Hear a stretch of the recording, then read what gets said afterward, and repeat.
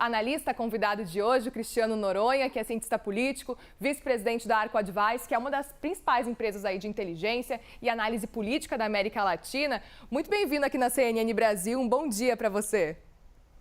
Bom dia, Muriel. Prazer estar aqui com vocês e também aproveito para desejar Feliz Dia dos Pais. Obrigada, desejo o mesmo para você também. Cristiano, quero começar te ouvindo sobre esse cenário que a gente está vendo, cada vez mais novos desdobramentos, agora com foco na primeira-dama Michele Bolsonaro. O que a gente vinha ouvindo desde sexta-feira era um fator aí de que existiam muitas provas robustas. Aos pouquinhos, a gente vai vendo que novos investigados, novos possivelmente envolvidos aí, estão começando a aparecer e agora a gente tem o caso de Michele Bolsonaro. De que forma que isso afeta a ex-primeira-dama, que, lembrando, agora entrou de cabeça aí na política nesses últimos meses também?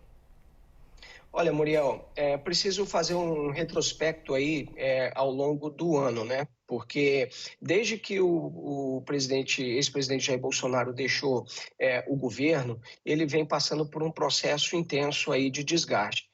E já estava enfrentando problemas na questão eleitoral e por isso mesmo foi foi condenado pelo TSE e acabou ficando inelegível, né? Não pode concorrer até 2030 a nenhum cargo eletivo ou ocupar cargo público. Então, esse é um problema já. Agora, a gente já começa também a entrar na esfera criminal.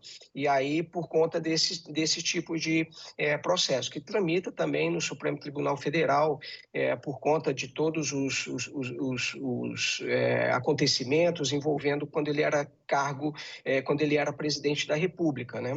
Então, esse processo de desgaste vem consumindo muito do capital político do ex-presidente. Vale lembrar que quando ele também foi considerado inelegível, várias hipóteses também de potenciais substitutos foram colocados aí no jogo, né? Como, por exemplo, Tarcísio, governador de São Paulo, e também até a ex-primeira-dama Michele Bolsonaro. Então, ela era também uma das alternativas, né? Na verdade, continua sendo como uma das alternativas para eventualmente até concorrer em 2026, e passando por todo esse desgaste, ela acaba aí também consumindo parte desse prestígio, desse capital político, que ainda nem começou, né? Ela nunca concorreu a cargo político algum. Então, para o bolsonarismo, de uma forma geral, isso é um problema. E lembrando que os aliados do ex-presidente também tentaram criar até um conjunto de ações para desgastar o atual governo. Alguns exemplos: CPI do 8 de janeiro, CPI do MST, e essas CPIs elas não estão prosperando. Então, o objetivo era causar um desgaste ao presidente Lula, não está conseguindo, e pelo contrário, está vindo desgaste ali ao presidente e a todo o seu entorno, né? E, paralelo a isso, a gente vê também a agenda econômica com alguma dificuldade, é verdade, avançando, mas avançando. A gente vê as agências de rating dando boas perspectivas de nota para o Brasil, ou seja, o ex-presidente passa por um desgaste intenso, o governo consegue se blindar de qualquer tipo de problema, então o Lula acaba, de certa forma, saindo um pouco na frente aí em relação a esse apoio político em relação ao ex-presidente, né? Pois é, e qual que é o tamanho desse desgaste, Cristiano, especialmente quando a gente fala do ex-presidente Bolsonaro, também dos aliados dele, quem está próximo dele, como, por exemplo, Michele Bolsonaro, levando em consideração que muita gente não entende o impacto do que está acontecendo nesse momento. Algumas pessoas estão argumentando que, ele recebeu esse presente, ele tinha o direito de fazer o que ele quisesse com esse presente. Mas a Gabriela Prado, nossa repórter, acabou de lembrar, inclusive, que esse presente pertencia ao Estado. Então, qual que é o impacto que esse desgaste pode realmente ter para o ex-presidente Bolsonaro, por exemplo, o impacto político, digamos assim, tanto para o brasileiro comum, brasileiro que não é tão apoiador do ex-presidente Bolsonaro, quanto para os apoiadores? Esse impacto, ele pode realmente ser grande? Olha, Muriel, a gente pode traçar até um paralelo ali com o presidente Lula.